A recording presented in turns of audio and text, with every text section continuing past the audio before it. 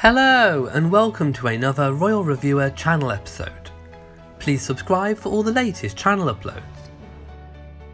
In this video, we will be exploring a royal family Christmas at Sandringham and some of the recollections from former royal chef Darren McGrady. At this time of year, immediate members of the royal family retreat to Sandringham, the Queen's Norfolk estate. The Queen and Prince Philip usually leave Buckingham Palace, London, and travel by train to King's Lynn Station, Norfolk, not far from Sandringham. Guests, usually closer members of the family, begin to arrive on Christmas Eve. This year there will be a new guest when the royals gather, in the shape of Harry's fiancée, Meghan Markle. Following a prompt arrival at the estate, guests change into suitable outfits for tea, always served in the white drawing room. The master of the household will give each family member a timetable and room plan, so they know when and where to go over the weekend. Here, younger members of the family are invited to help put the finishing touches to the tree, a Norfolk spruce, rumoured to be approximately 20 foot tall and taken from the 1,000-acre estate. Taking pride of place are Queen Victoria's glass angels, and Prince Philip tops the tree with a gold star. After enjoying a cup of Earl Grey and a scone, trestle tables are set up for the presents. Tape marks out sections for each member of the family, and any member of the royal household who may be on duty that day, including ladies-in-waiting. The gifts are also believed to be laid out in order of precedence. The royal family are happy not to take themselves too seriously when it comes to exchanging gifts. Presents are usually joke offerings, strictly no cashmere or jewels. The late Princess Diana fell foul to this tradition when unaware she gifted Princess Anne a cashmere sweater, who gave her a novelty item in return. Catherine, the Duchess of Cambridge, is rumoured to have given Prince Harry a grow-your-own-girlfriend kit, whilst Prince Charles is apparently rather attached to the white leather loo seat given to him by Princess Anne. It has even been reported that Harry once gave his grandmother a bath hat with a rude slogan written on the front. Catherine got it right, however, when she made the Queen a homemade family recipe jar of chutney. It was served the next day at the table for Boxing Day lunch. Presents aside, the guests retire to their rooms for a second change, this time for an evening drinks reception and dinner. The Queen is known to be rather partial to a Dubonnet and gin, while both William and Harry are said to prefer a Sandringham cider, brewed from the estate's apples. The family sit down at 8:15 p.m. for a candlelit three-course dinner. At around 10 p.m, the women move to another room for coffee, whilst the men are offered liqueurs. Christmas preparations for the royal family start with the menus, which are chosen by the Queen when she arrives at Sandringham. She's given two options for each course for every meal over the festive period, except for Christmas Day, when a traditional turkey dinner is served. The only forbidden ingredient at the Queen's request is garlic, perhaps with its antisocial effects in mind. Darren McGrady recalls, "Often the Queen would make suggestions. If Prince Andrew was coming, she would make sure we served his favourite mango melba, mango ice cream with sliced mango and raspberry sauce, while William's favourite chocolate biscuit cake would feature for afternoon tea." Darren continues, "There was room for some gentle subterfuge on my part, at least when it came to my favourite royal, Princess Diana. How could I ensure her favourite, a crepe soufflé d'apricot, a fluffy apricot jam pancake, would be on the menu? The answer was to suggest it as an option alongside one I knew the Queen wouldn't like, such as pan au pruneau, prune bread set with gelatine. It worked. The princess loved it so much she'd want seconds, but she was terrified to ask in front of the other royals, so she'd sneak to the kitchen later where we'd give her some more." Darren continues, "There was great anticipation over the Harrods hamper, sent in those days as an appreciation of the royals' business. It would arrive on Christmas Eve, containing wheels of Stilton, a whole frogois en croûte, and other exotic treats. One year, Prince Charles had a rival hamper sent full of organic produce from his Highgrove estate. The Duke of Edinburgh wandered into the kitchen and was poking around asking questions. "It's from the Prince of Wales," I said. "It's his organic food." Prince Philip rolled his eyes. "Bloody organic," he muttered and stomped off.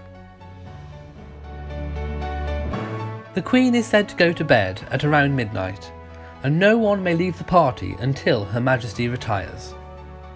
Christmas Day begins with a full English breakfast, before the annual family outing to St Mary Magdalene Church at 11 AM, where crowds often gather to catch a glimpse of the royals and wish them a Merry Christmas. At the house, preparations are underway for Christmas dinner, the focal point being the Norfolk turkey. The feast commences at 1:15 PM, followed by the Queen's speech at 3 PM. The Queen retires at this point to watch her Christmas message alone in a separate room. Meghan and the royal family will take their places, although seats are unassigned even for the Queen. The table features elaborately folded starched white napkins, a silver candelabra with lit candles, wine decanters and red and gold crackers at each setting. A wonderful sight. The children eat separately in the nursery at 12:30 PM. There is no starter today, and the roast turkey, traditionally from local butcher Scholes in Sandringham, takes centre stage. It's the only day of the year that the head chef is permitted to enter the dining room to carve the bird at the table.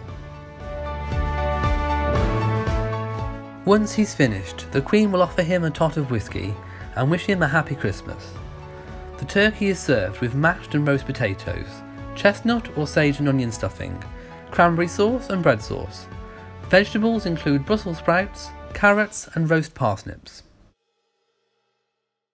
English dining etiquette is something Meghan would do well to observe. For example, forks should not be held in the right hand, nor should they be put down with the prongs facing upwards when not in use. The gifts inside the crackers, opened over lunch, are more luxurious than most, but I assume the jokes aren't much better than average. While the table is jolly, it is never raucous. The Christmas pudding, doused in fine brandy and decorated with holly, is carried into the dining room by the palace steward and lit in front of everyone. Darren says, "We used to start making the Christmas puddings in September when we returned to Buckingham Palace from Balmoral. The one presented on Christmas Day is often made the previous year, which allows extra time for it to mature. There is a lot of alcohol in it, but perhaps for obvious reasons, no coins or trinkets are added. No one wants to be responsible for a royal choking. The pudding is served at 2 PM with brandy butter and brandy sauce for good measure. Then Meghan will be treated to a lavish cheese course with bottles of port on the table. The Stilton will be pricked with a fork and soaked with port so it turns purple and musky. The other royals would drift off and sleep for a while, but not for long.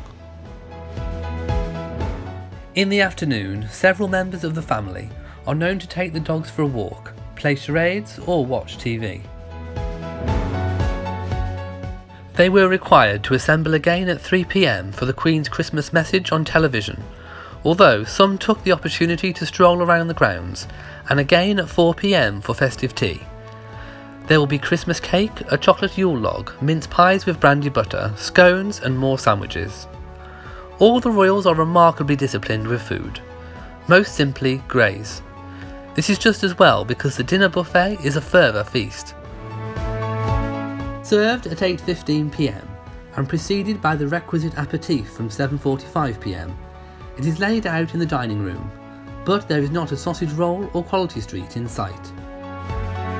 After the buffet has been served at 8:30 PM, the 100-strong staff's duties are over and it is party time. Darren recalls, "We would have a disco in the recreation room, although we'd have to be up by 6:30 AM the next day. After a hearty breakfast on Boxing Day, the men, desperate to get out of the house, go shooting. The Queen and the ladies generally join them at a cottage on the estate for a hot lunch of beef bourguignon on venison stew, with mashed potatoes, braised red cabbage and apple pie. We would fry up slices of Christmas pudding in unsalted butter to snack on." The evening meal tends to be game. Venison served with dauphinoise potatoes and carrots. Pudding is usually chocolate based to please the Queen, such as a chocolate marquise or chocolate perfection pie, a multi-layered creation made up of cream, meringue and cinnamon. On Boxing Day, after a kedgeree breakfast, the family head out for the annual pheasant shoot on the estate. The Queen, not adverse to getting her hands a little dirty, is known to help pick up any game caught on the shoot. As usual, Camilla, the Duchess of Cornwall, will be the first to leave, travelling to her own private home, Ray Mill in Wiltshire. This is so that she can spend time with her children and grandchildren. After a few days with her family, Camilla rejoins Charles. Both will travel to their home Burke Hall on the Balmoral estate in Scotland to celebrate Hogmanay.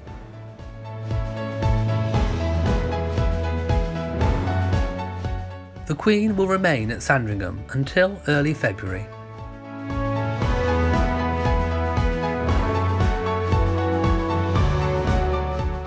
If you have enjoyed this video, then please give it a big old thumbs up.